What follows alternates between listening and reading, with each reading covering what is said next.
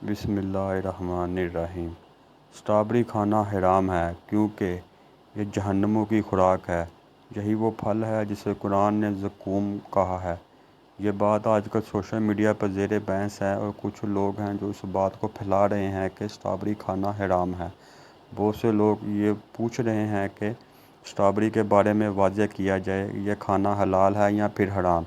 اس لیے آج کی ویڈیو میں ہم آپ کو اسٹرابری کے بارے میں فقہ کی رائے سے آگاہ کرنے جا رہے ہیں کہ فقہ کے نزدیک اسٹرابری کھانا کیسے ہے۔ سب سے پہلے یہ جاننے کی کوشش کرتے ہیں کہ زقوم کیا ہے۔ یاد رہے کہ قرآن مجید میں زقوم کا 3 مرتبہ ذکر ہوا ہے، جبکہ ایک بار اسے شجر ممنوعہ کہا گیا ہے۔ مفسرین نے اس سے مراد بخار پودا لیا ہے، جسے اردو میں تھوہر کہا جاتا ہے اور انگلش میں کیٹس کہتے ہیں۔ یہ کانٹے دار پودا ہوتا ہے جس کا ذائقہ تلخ اور ناگوار ہوتا ہے۔ توڑنے پر اس سے دودھ کی طرح کا رس نکلتا ہے اور اگر جسم کو لگ جائے تو ورم ہو جاتا ہے۔ قرآن اور حدیث میں زقوم کا خاکہ اس انداز میں بیان کیا گیا ہے۔ ترجمہ: بے شک کانٹے دار پھل کا درخت بڑے نافرمانوں کا کھانا ہوگا۔ پگھلے ہوئے تانبے کی طرح وہ پیٹوں میں کھلے گا، کھولتے ہوئے پانی کے جوش کی مانند۔ حضرت عبداللہ بن عباس رضی اللہ عنہ سے روایت ہے کہ نبی کریم صلی اللہ علیہ وآلہ وسلم نے سورۃ العمران میں یہ آیت پڑھی۔ ترجمہ: اے ایمان والو، اللہ سے ڈرا کرو جیسے اس سے ڈرنے کا حق ہے، اور تمہاری موت صرف اسی حال پر آئے کہ تم مسلمان ہو۔ اور نبی کریم صلی اللہ علیہ وآلہ وسلم نے فرمایا، اگر زقوم کا ایک قطرہ بھی دنیا میں گر پڑے تو دنیا والوں کے لیے ان کی زندگی برباد کر دے، تو ان لوگوں کا کیا حال ہوگا جن کا یہی کھانا ہے۔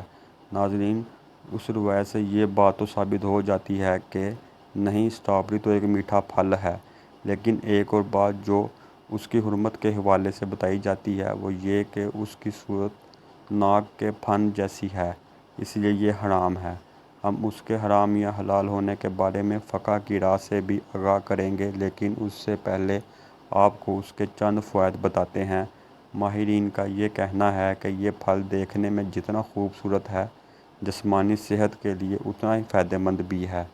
یہ لذیذ اور عرق سے بھرپور پھل ہے، بلکہ یہ کسی بھی طرح سپر فوڈ سے کم نہیں۔ یہ وٹامن سی اس میں وافر مقدار میں پائے جاتے ہیں۔ اسٹرابری انسان کو متعدد طبی فوائد پہنچاتی ہے، اور ان میں سے کچھ تو ایسے ہیں کہ جو آپ کو حیران کر دیں گے، کیونکہ یہ کچھ امراض کے لیے جادوئی اثر رکھتی ہے۔ ماہرین کے مطابق اسٹرابری وٹامن سی کے حصول کا بہترین ذریعہ ہے۔ انسانی جسم اس وٹامن کو بنانے کی صلاحیت نہیں رکھتا اور اس لیے اسے غذائی شکل میں حاصل کرنا بہت اہمیت رکھتا ہے۔ وٹامن سی جسمانی دفاعی نظام کو مضبوط اور طاقتور کرتا ہے۔ کیلیفورنیا یونیورسٹی کی ایک تحقیق کے مطابق اگر چند ہفتوں تک اسٹرابری کا روزانہ کچھ مقدار میں استعمال کیا جائے تو اس میں موجود اینٹی وٹامن کی طاقت خون کا حصہ بن جاتی ہے۔ ماہرین کے مطابق جوڑوں سے تحفظ کے لیے بھی اسٹرابری کا استعمال مفید ہے۔ اسٹرابری میں موجود وٹامن سی جلد کی لچک اور نرمی کو بہتر بنانے میں بھی استعمال کیا جاتا ہے۔ عمر بڑھنے کے ساتھ کولین کی سطح میں کمی آتی ہے، تاہم وٹامن سی سے بھرپور غذا کے استعمال سے جلد کو صحت مند اور جوان دیکھنے میں مدد ملتی ہے۔ وٹامن سی کے ساتھ ساتھ لگن کے خاتمے اور ورم کے ردعمل کو روکتا ہے، اور یہ دونوں عوامل جوڑوں کا باعث بنتے ہیں۔ اسٹرابری خراب کولیسٹرول کے خلاف مزاحمت بھی کرتی ہے۔ یاد رہے کہ دنیا بھر میں امراض قلب اموات کی بڑی وجوہات میں سے ایک ہے، اور اسٹرابری میں دل کی صحت کو بہتر بنانے کی بھی خوبی ہے۔ یہ خون میں خراب کولیسٹرول کے ذرات کا مقابلہ کرتی ہے جو شریانوں میں خون گارا کرنے کا باعث بنتے ہیں۔ ایک کینیڈا کی تحقیق کے مطابق اسٹرابری کا غذا میں استعمال امراض قلب اور ذیابیطس سے تحفظ دینا ہے۔ اسی طرح سے اس کے بارے میں کہا جاتا ہے کہ اسٹرابری آنکھوں کی صحت کے لیے اینٹی وٹامن سے بھرپور ہے، اور انہی اینٹی وٹامن کی وجہ سے اسٹرابری کا پھل موتیے کے مرض کی روک تھام میں مددگار ثابت ہوتا ہے، جس کے نتیجے میں بڑھاپے میں بینائی ختم ہونے کا خطرہ بھی ہوتا ہے۔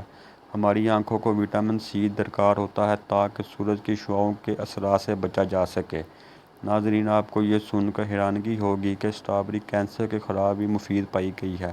وٹامن سی ایسا جز ہے جو کہ کینسر کی روک تھام کے لیے مددگار ثابت ہوتا ہے۔ جسم کی صحت مند دفاعی نظام کی بدولت امراض سے دفاع بھی مضبوط ہوتا ہے۔ ناظرین، یہ چند فوائد ہیں اسٹرابیری کے۔ چلیے اب آپ اسٹرابیری کے حرام ہونے یا حلال ہونے کے بارے میں بتاتے ہیں۔ اب یہ سوال باقی رہ جاتا ہے کہ اسٹرابیری کو زقوم کیوں کہا گیا ہے؟ تو یاد رہے کہ اسٹرابیری کا نام اگرچہ زقوم ہوگا لیکن یہ نام عربی والا نہیں ہو سکتا، بلکہ یہ اردو کا یا کسی اور زبان کا زقوم ہوگا، اور اس کے معنی وہ نہیں ہو سکتے جو کہ عربی والے زقوم کے ہوتے ہیں، اور اس کی تفسیر روایت کی روشنی میں ہم نے پہلے ہی بتا دی ہے، اور اس بنیاد پر اسٹرابیری کو زقوم نہیں کہا جا سکتا، کیونکہ اسٹرابیری تو ایک خوشنما ذائقہ دار پھل ہے جو دنیا کے تقریباً تمام ممالک میں جاتا ہے۔ معلوم ہوا کہ جو لوگ اس اسٹرابیری کو زقوم کہتے ہیں وہ غلط ہیں، اس کا عربی نام تو اس کے علاوہ ہے، تو اس کو جو لوگ زقوم کہتے ہیں وہ کسی اور زبان کا لفظ تو ہو سکتا ہے لیکن عربی کا نہیں، لہٰذا اس کا جہنم کا پھل ہونا کسی بھی شرعی اور لغوی دلیل سے ثابت نہیں ہوتا، اس لیے فقہ کے نزدیک اس کا کھانا بلا شبہ جائز و حلال ہے۔ باقی رہی بات جہنمیوں کی غذا کے بارے میں، تو اس بارے میں آتا ہے کہ ان کے من جملہ غذا زقوم کا درخت ہوگا۔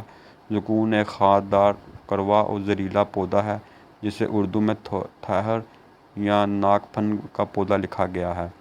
یاد رہے کہ زقوم اور اسٹرابیری دونوں نام صورت ذائقے میں بالکل مختلف اور الگ الگ ہیں۔ اسٹرابیری کو زقوم قرار دینا درست نہیں ہے۔ اگر زقوم کی مزید چھان بین کی تو اردو لفظ میں زقوم کے معنی مختلف ملتے ہیں، جن میں سے چند یہ ہیں: ایک قسم کا خاردار پودا، ایک درخت جس کا پھل دوزخیوں کو کھانے کو ملے گا، تھہر کا پودا جو خاردار اور کڑوا اور زہریلا پودا ہوتا ہے، دوزخ کا ایک درخت جس سے دوزخی اپنی خوراک حاصل کریں گے، زہریلی اور ناک پھنی۔ یاد رہے کہ یہ پودا ڈنٹل دار ہے، خاردار ہے۔ ایک اور بات یہ بھی آپ کو بتاتے چلیں کہ تھہر جس کا پھل کڑوا بھی ہوتا ہے اور اس کا نام زقوم بھی ہے، لیکن اس کے باوجود بھی اس پھل کے حرام ہونے کی بھی کوئی دلیل موجود نہیں ہے، تو اسٹرابیری جو کہ میٹھا اور مزیدار پھل ہے تو اس کی کوئی دلیل بھی کیسے ہو سکتی ہے، اور یہ کہ زقوم ہے تو یہ کیسے حرام ہو سکتا ہے؟ ناظرین، ساری گفتگو کا حاصل یہ ہے کہ اسٹرابیری حرام نہیں بلکہ حلال ہے، اس کے کھانے میں کوئی حرج نہیں ہے، اس لیے اسے شوق سے کھائیں۔ اللہ پاک ہمیں نیک عمل کرنے کی توفیق عطا فرمائے اور ہمیں دین کی مکمل سمجھ عطا فرمائے، آمین ثم آمین۔ ویڈیو اچھی لگی ہو تو لائک کریں، شیئر کریں، چینل کو سبسکرائب کریں۔ ویڈیو دیکھنے کا شکریہ۔ اللہ حافظ۔